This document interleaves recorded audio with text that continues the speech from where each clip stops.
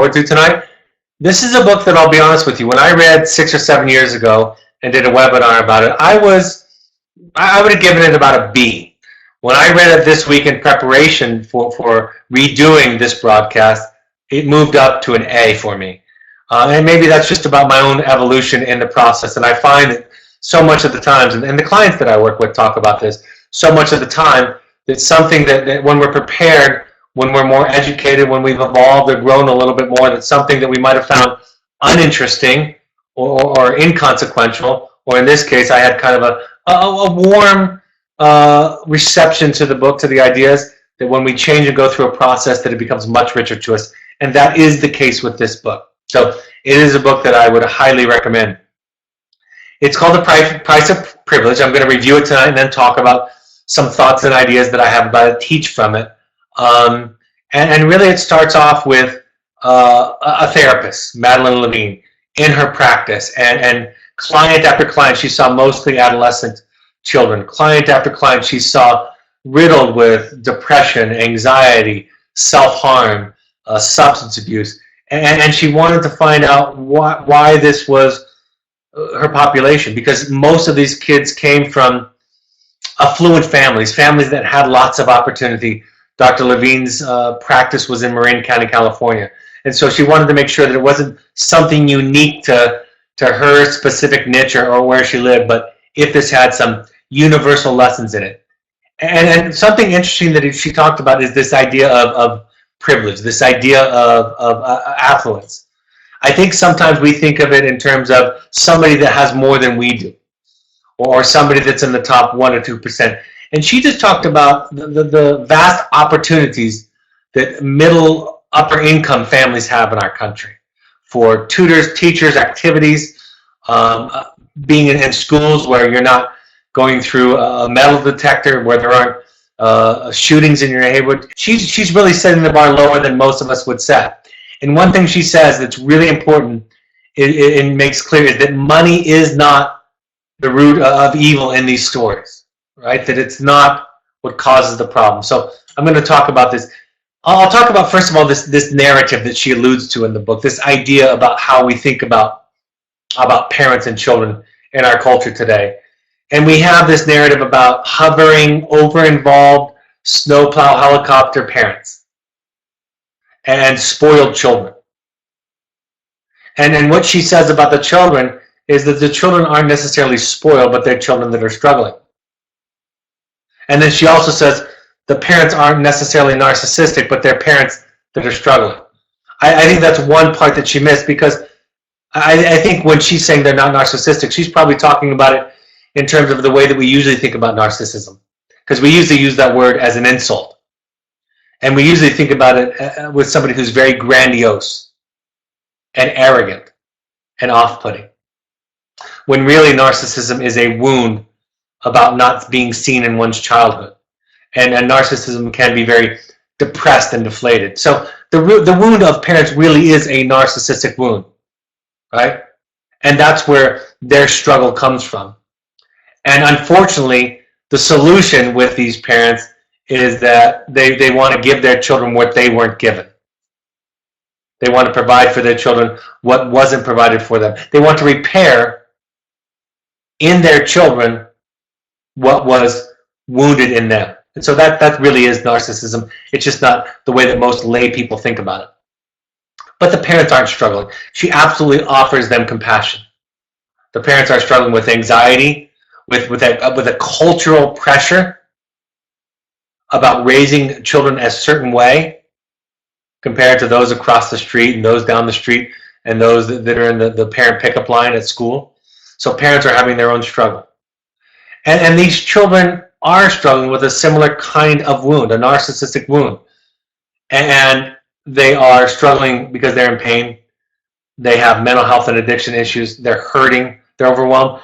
But it's not recognized, because many of these children are finding success in some specific ways. Their mental health struggles are obscured by success in either a narrow band of areas in their life, or in some cases, a broad band of areas in their life.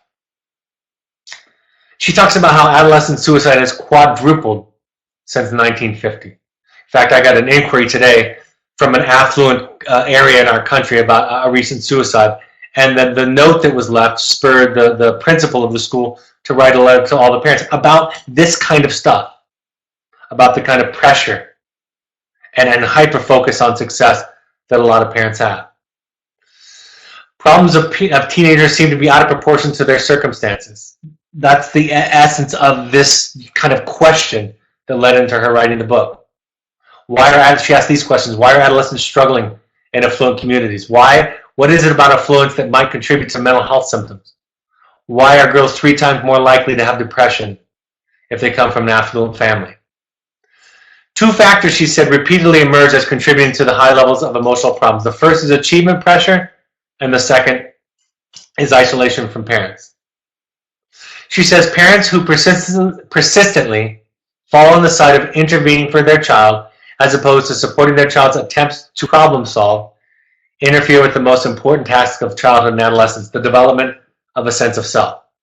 And I thought about this when I was brushing up on the book today, and I want to really pause and draw a line under this, because I've been talking about this for some time in these broadcasts, this idea of the primary role of a parent is to help a child develop a sense of self. And I want to slow down and highlight that with the greatest of emphasis. The goal is supporting a child to develop who they are, knowing themselves, and that comes along with liking themselves. And then they go forward with greater resiliency, with greater capacity to problem solve, with greater clarity about what they know and like and want and who they are, all of those things. That's the goal.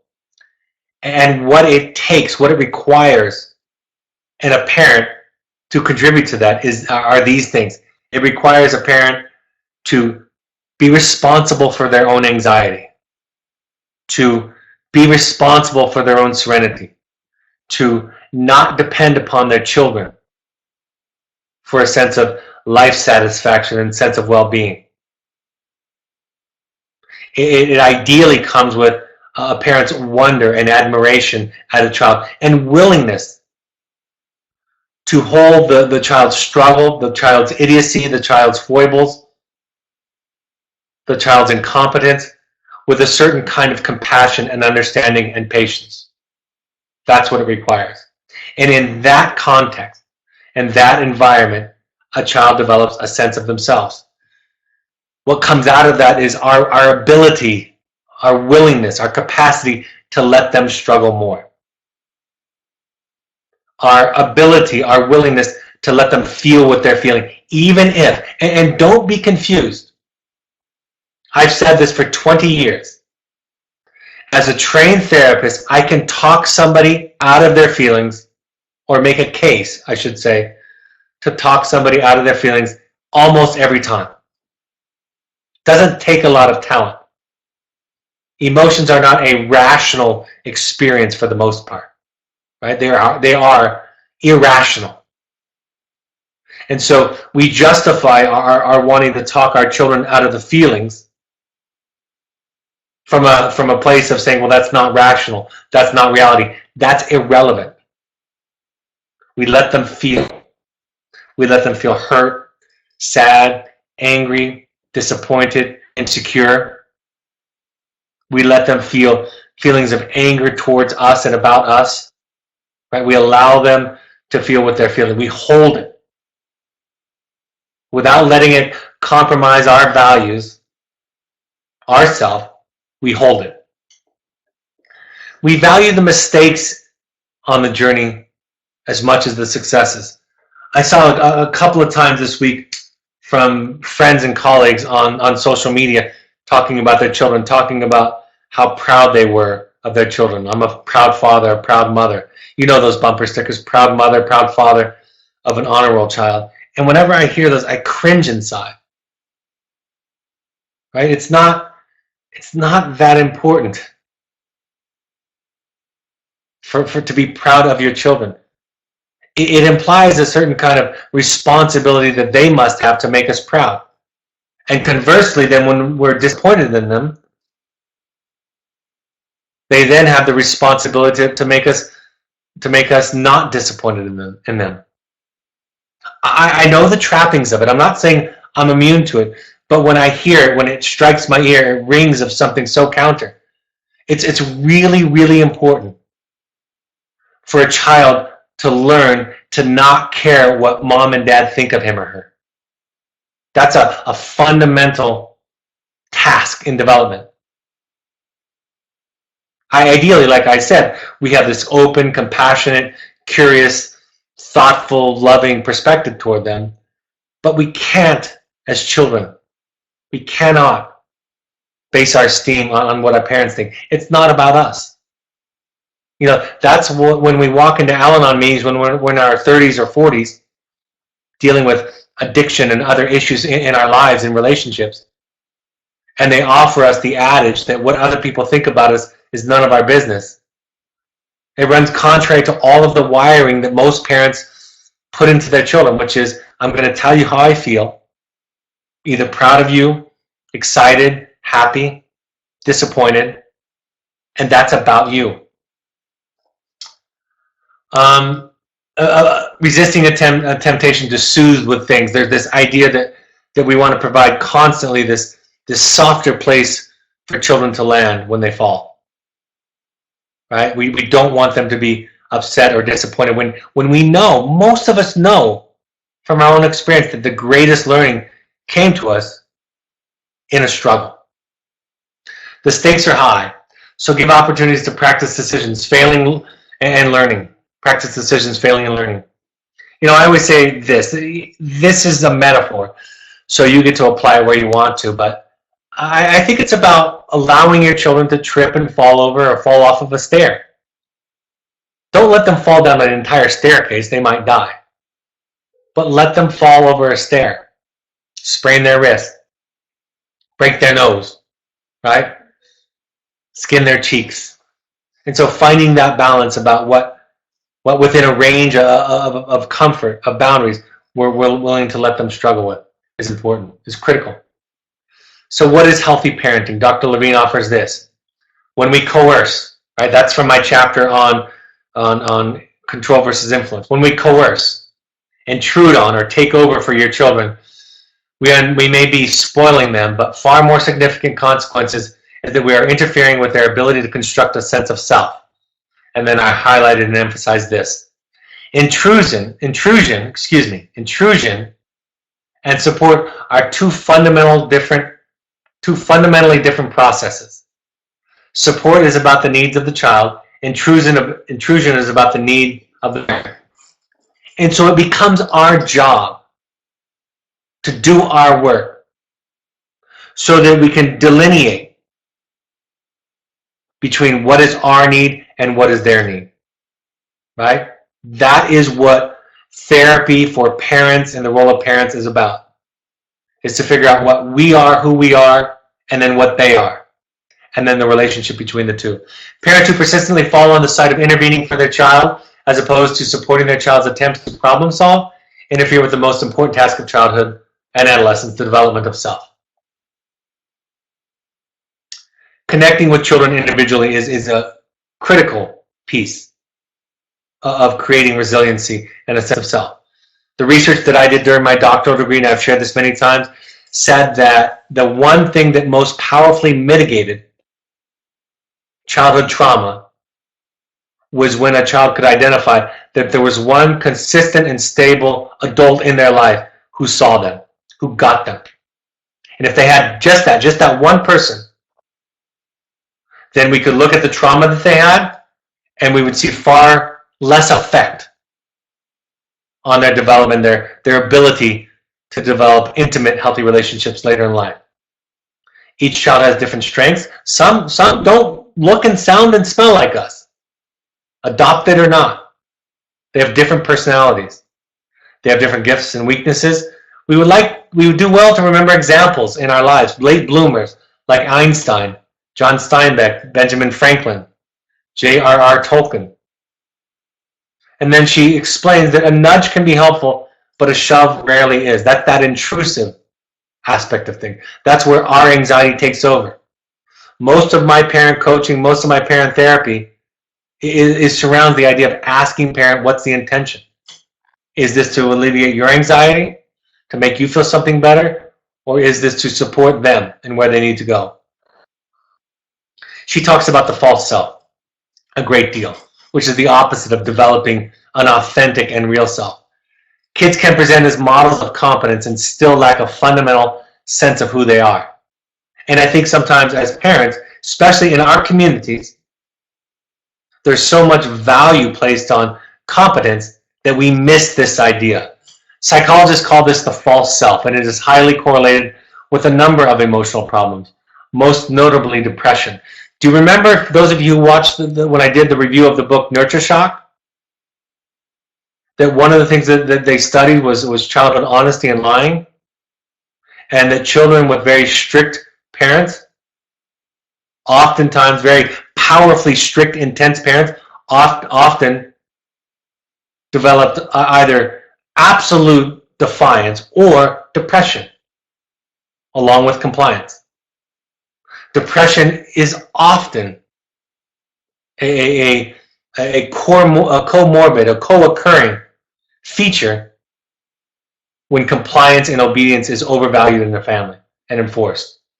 Working primarily to please others and to gain their approval takes time and energy away from the children's real job of figuring out their authentic talents, skills, and interests. The false self becomes particularly problematic in adolescence as teens are required to confront the normal proliferation of self. So again, the self is messy. The self, helping develop a child's self, is labor intensive. It takes more capacity. Compliance is overrated. Defiance has in it some wisdom, some treasure that if we learn to pay attention to listen to, we will get access to that.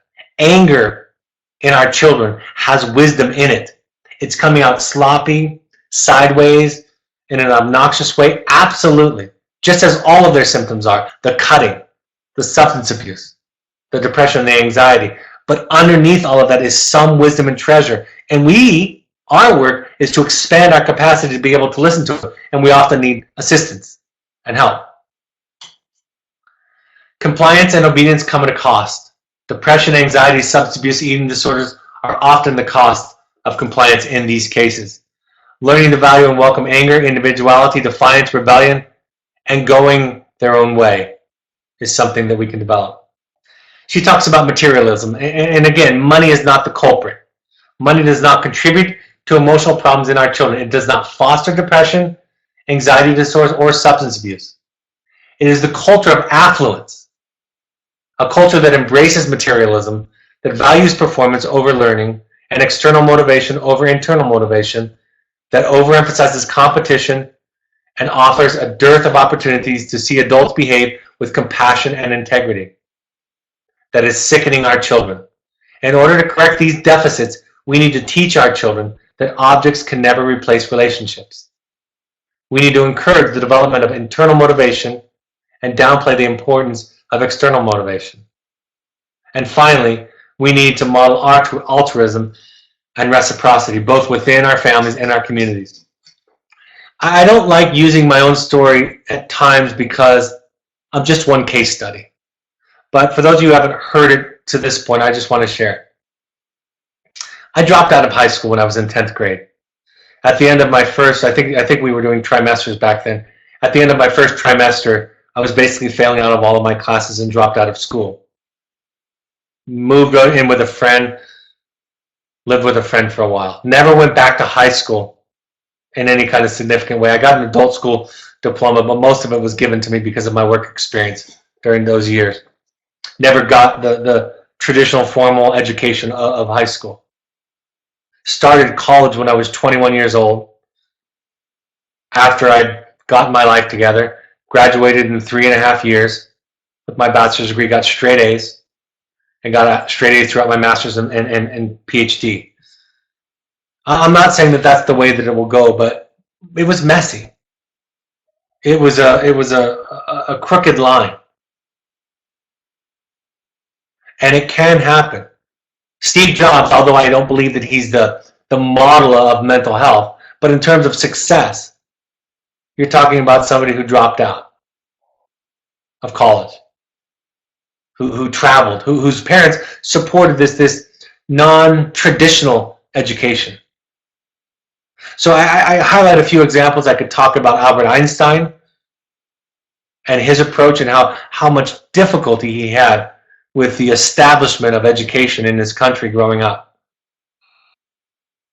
And the fact of the matter is that there's many ways to get there. Our job is to develop enough vision and capacity to support non-traditional paths that each of our unique children will take, and to not simply emphasize the same thing in all of them, to give them some wiggle room, and to not fall prey to what our culture says is a successful person and a successful family.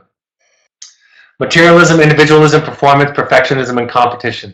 Children in higher income brackets are no more likely to view their parents as affectionate or capable when compared to children in lower income brackets. Money doesn't mean no problems. Parents ask me why their kids are depressed and what that does for a child. Money buys neither happiness nor unhappiness. Materialism predicts unhappiness, not money. Children are allowed to allow their own experience and report of trauma. You don't get to decide if they have a right to their feelings. So what I wanted to say about these bullet points is this. I hear so much in our culture, in families, like we were good enough. We had a good enough home. We were good parents. We provided. We weren't abusive. I'll say this as simply as I can. Your child has a right to express their hurt and their trauma. You don't own that. You don't get to decide what they feel. Number one. Number two, the most enlightened parents I've ever worked with, ever talked about, are able to talk about the fact that even though they fit the mold that I just described about good enough, providing, they weren't abusive, their response, their awareness is such that they say things like, I realize how many mistakes I made, that I make them all the time. It's not a self-defeating, self-flagellating, horrible self-esteem. It's confidence that allows us to say to our children, I'm sorry. I know I wasn't enough a lot of the time. I know my stuff got into this.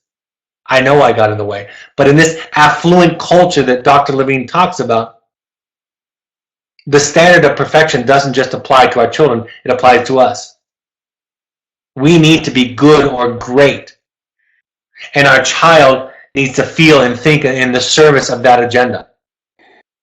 They also need to behave and perform in the service of that agenda. And that is our wound that we carry from our childhood. That when we go through therapy, spend a lot of time in therapy and parent education or recovery, we come to make friends with ourselves where there was no friend before because it never existed. We come to regard ourselves the same exact way that I'm inviting parents to regard their children, like a friend. And even our woundedness and our idiocy is something that we make friends with. I posted something today on my own social media, something that came up on my Facebook feed about that I'd posted a year ago, quote, and it goes something like this. If you hear that somebody speaks ill of you, somebody shares that with you, don't defend it. Simply respond by saying, that person was misinformed of all of my other shortcomings and faults, otherwise they would have spoke of those too. Right? That's what confidence sounds like. That's what self-esteem sounds like. Self-esteem as a parent, confidence, compassion for yourself sounds like finishing this broadcast, finding the next opportunity to gently and briefly say to your child, I'm sorry. I'm just becoming more and more aware of all the things that I've done wrong that I had no idea of, and I realized that they affected you. And I love you. and I'm going to work on it. And you don't have to say it's okay, and you don't have to say I was a good mom or a good dad. I just wanted to tell you that. That's the takeaway from this. And it is emotional closeness, maternal warmth in particular, that is as close as we get to a silver bullet against psychological impairment. She did have a strong bent toward mom and the mom role. My research doesn't show that. My research shows that either one. The point that she does make is that moms still in our culture and these affluent cultures tend to be more likely the one that is with the child more often. So in that case, it makes sense why she would emphasize that. Part of my job has been for 23 years is to help parents redefine success. In fact, we have, I don't know if we still have it, but we've had a broadcast called Redefining Success. Dr. Levine identifies achievement, pressure, and isolation from parents as contributing to emotional problems in children. Affluent parents may hesitate to seek professional help more than other groups of parents because they want to protect their children from a sullied reputation or academic record. It's just one of my greatest sadnesses, the stigma of mental health issues and mental health treatment. It's something that as long as I have a voice, I'm going to be speaking to, sharing about, and saying that we all have these issues. We're not alone. And that it is only the strongest, most courageous, and wisest among us that takes the journey inward to look at ourselves. And that's why, again, the name of my book is The Heroic Parent, The Journey of the Heroic Parent, because that's what it takes. And that's why when I look at this list of parents that are on my list, I can see your names here. When I look at this list of parents who show up to these webinars, who show up to our parent support groups, and I know that there may be those that don't show up to these and find their own sources of support and strength, but when I look at those, I feel such a sense of admiration and respect for the courage that it takes to dive into this, instead of to sit back and say, I don't have a problem, it's just my child. Kids are bombarded with messages about the importance of high performance at school, at home, and in the media. What they really need is to be educated about the values of perseverance and perspective, and to understand that learning and performance are not always the same thing. They need to see that their parents value effort, curiosity, and intellectual courage. I should have taken some of the quotes from the letter that principal of the high school where the suicide occurred wrote, because he said things like a C is okay and a B is okay. And we need to develop a culture where learning and effort and making mistakes are valued over an A or getting into a certain school.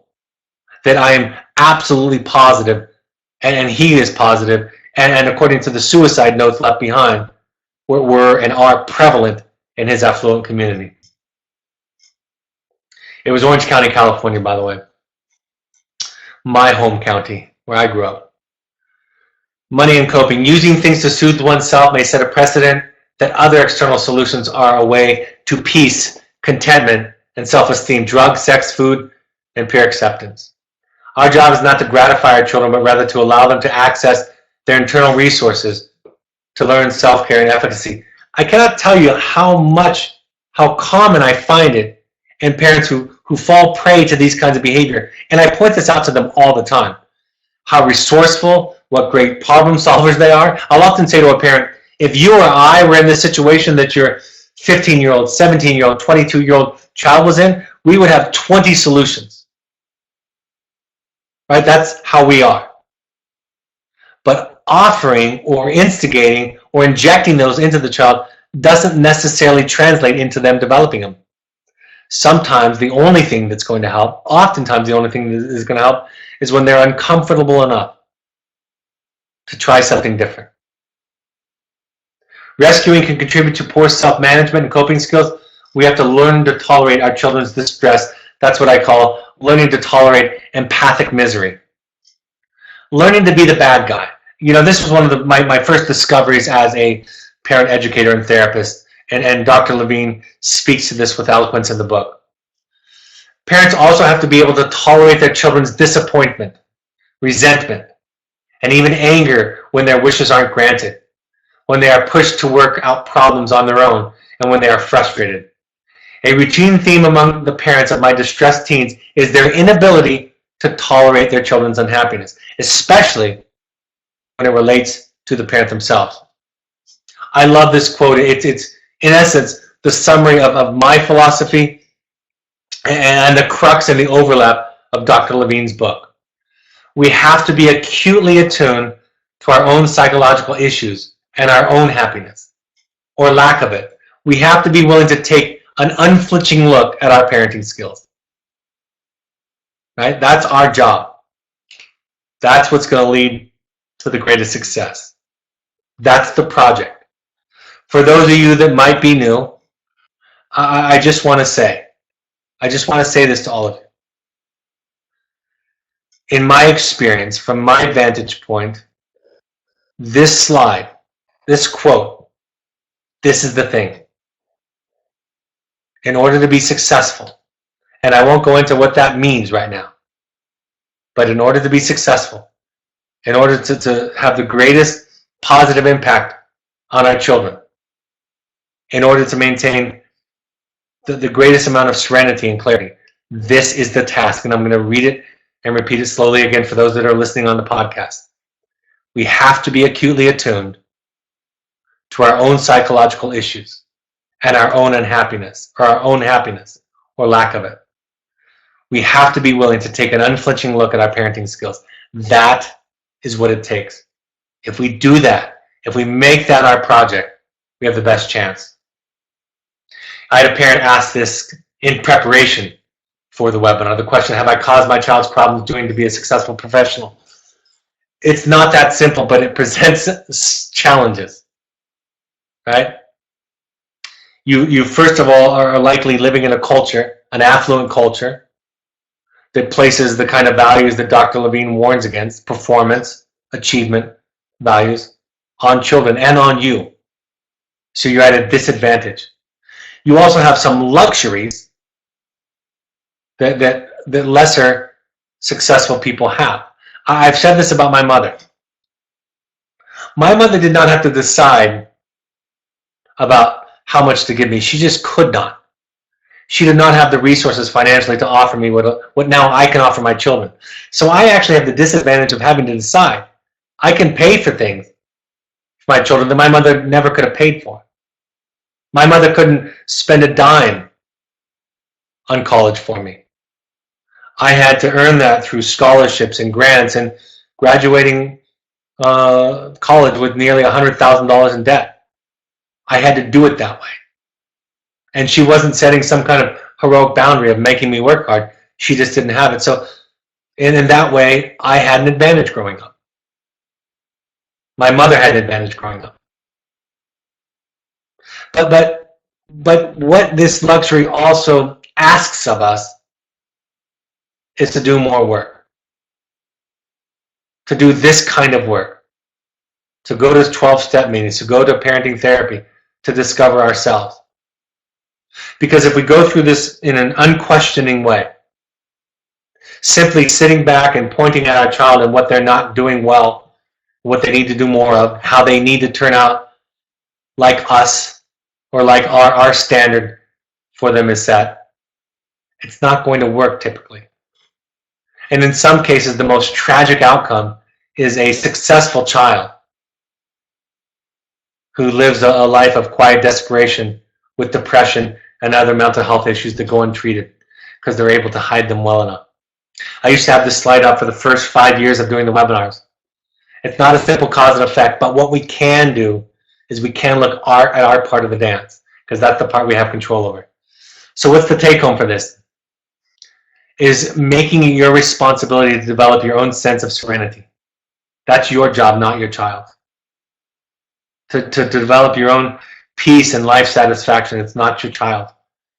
If you tell me that you're miserable because your child is struggling with X, Y, or Z, that's a you problem, not a them problem. And in fact, if you want to contribute not cause, but contribute, have an impact, positive impact on them turning it around, you will make your serenity, your misery, your happiness, your responsibility. Being willing to be the bad guy. Learning to develop enough capacity to allow your children to dislike you, to think you're the worst parent in the world, to not take it personally, to allow it to move through you, to make sure that you shore up yourself with other sources of support and that your child not become your primary source of support. Do not use emotions. Coercive, this is coercive. Emotions, sad, angry, proud, as behavioral methods for improving a child's behavior.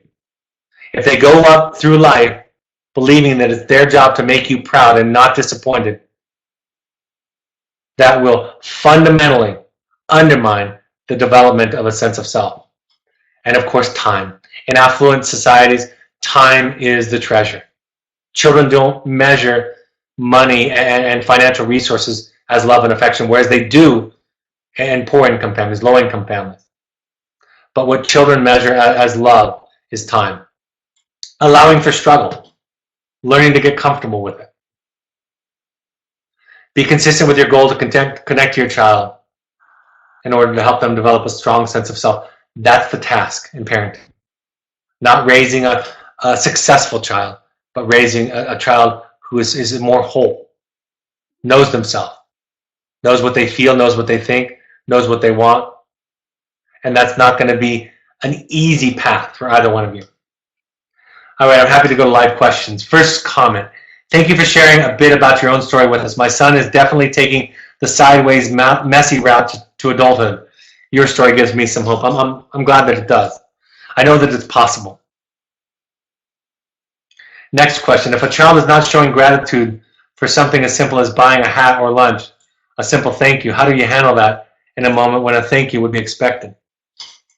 It's a great question. You could just not give them something next time. You could give them less. Or you can, you get to decide. You get to decide if it's not very fun to give you things, if it's a luxury. Or you could say, in family therapy, in family systems theory, they define gifts, and they don't just talk about things like hats or presents. But a gift is something you give with no strings attached. And gifts are important. Whereas a contract or an exchange is where you give something expecting something in return. Neither one of them are prioritized as better than the other, but be clear about what they are. And it's okay to have a discussion about which is which. But the most menacing dynamic or process in a family is when we give things, then we call them gifts, and we really are wanting something back. So, yes, I'm more likely and inclined to give my time and gifts to people who appreciate it, for sure. Right? That brings me greater joy. That gives me a sense that they appreciate it more, which is part of the process.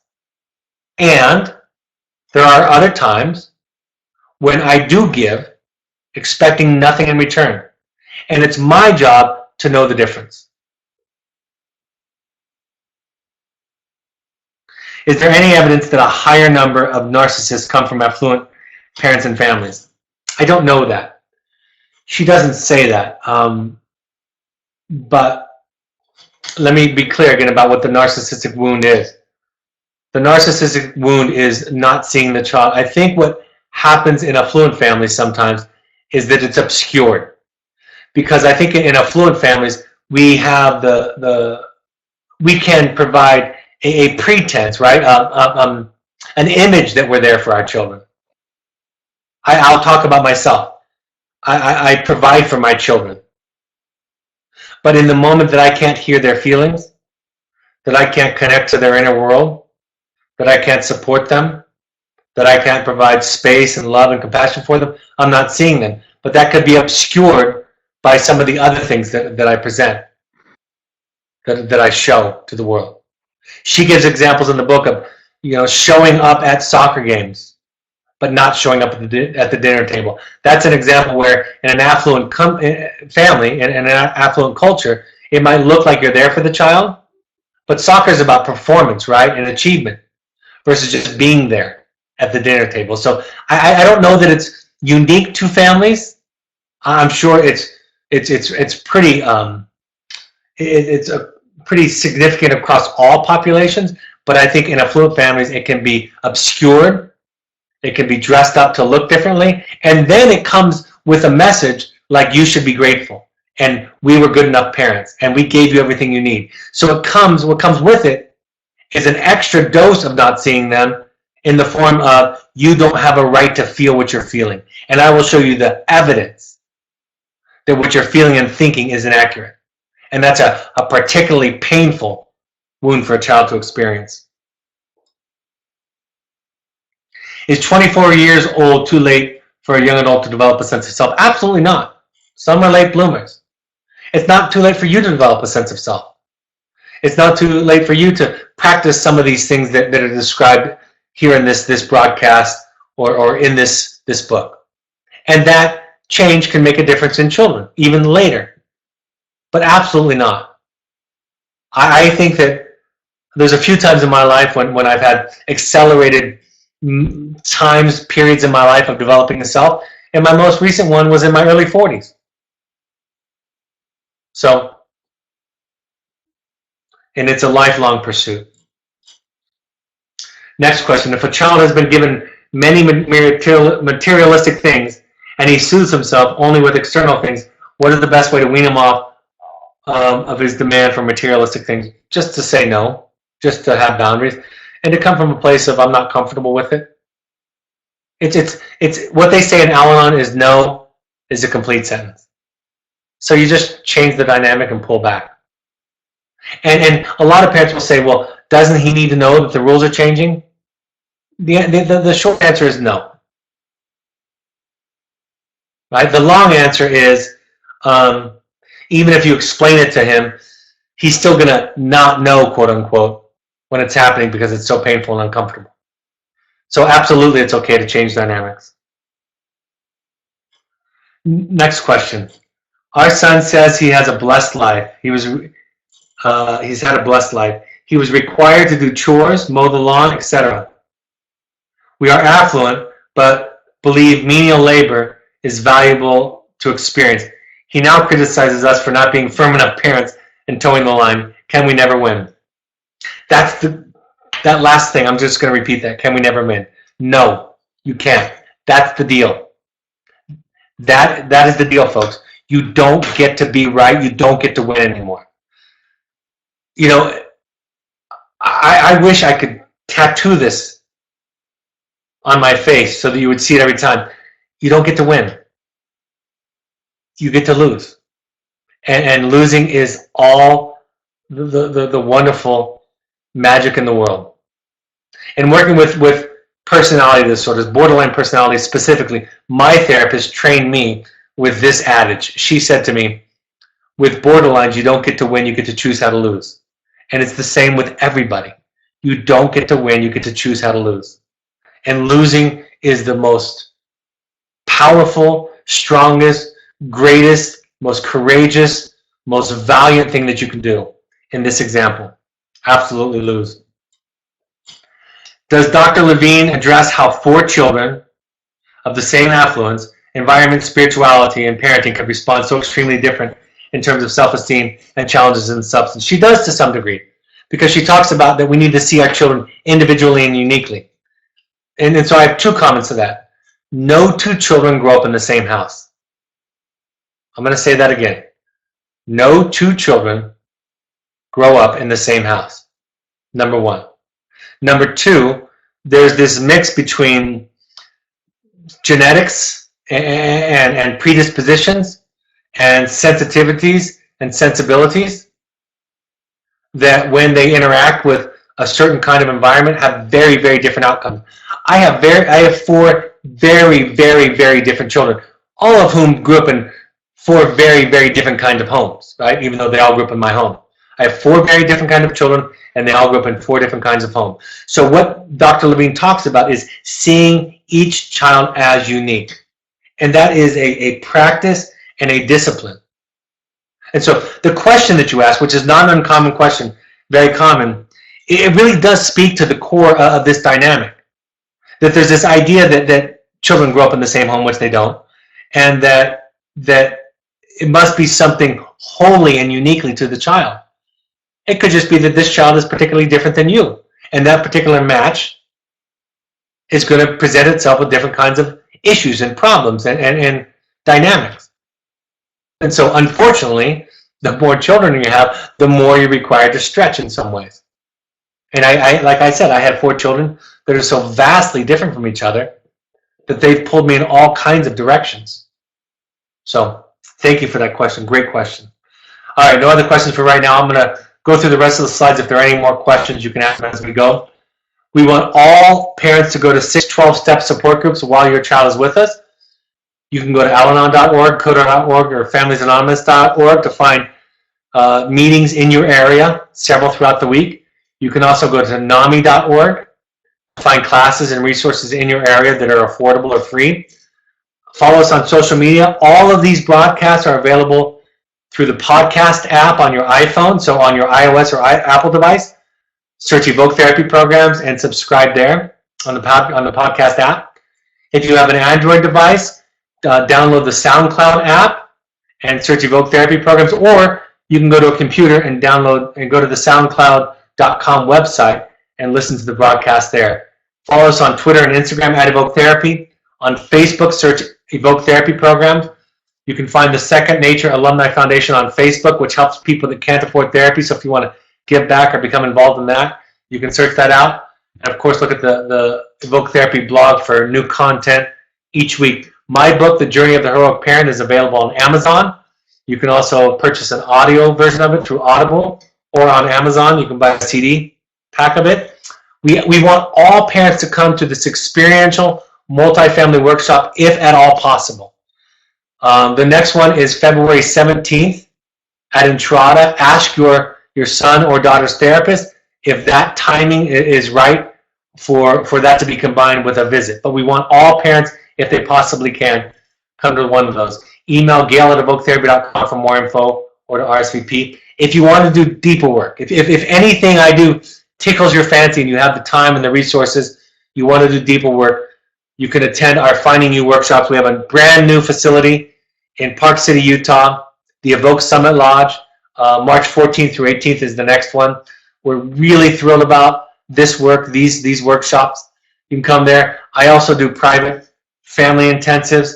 You can go to our website, search there. You can email intensives@evoketherapy.com for more information or talk to our admissions team.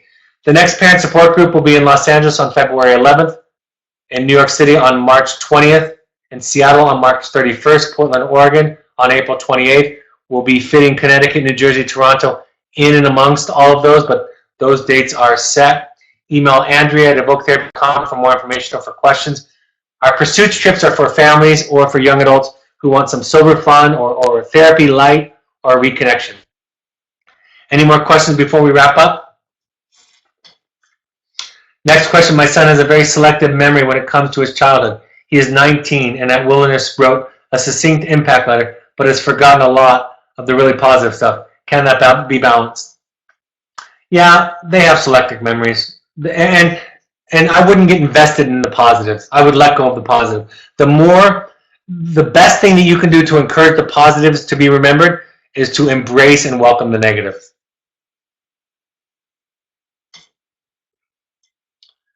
And then some parent writes, I'm very thankful I got to experience Finding You intensive at the Oasis. You're right. We don't do those very often, hardly at all anymore, out in the field. I might be doing one this month for a family by the request, but otherwise it's at our new location. So thank you for your comment. All right, folks. Thank you for joining us tonight. I hope this was a helpful point of contact. I encourage you to go out and take a look at Dr. Levine's book. It's a fantastic read, and I think has a lot of insight into a lot of the dynamics and the culture that a lot of us are living in and among. The next broadcast, Evoke Therapy broadcast, will be an open forum. This will be for parents, of course, for you all. Also for siblings, and extended family and friends are also welcome to attend. So please invite your friends and family or siblings to attend. That'll be Monday, February 5th, this coming Monday at 7 p.m. Mountain Time. Have a great week and a weekend, and I'll talk to you on Monday. Take care. Bye-bye.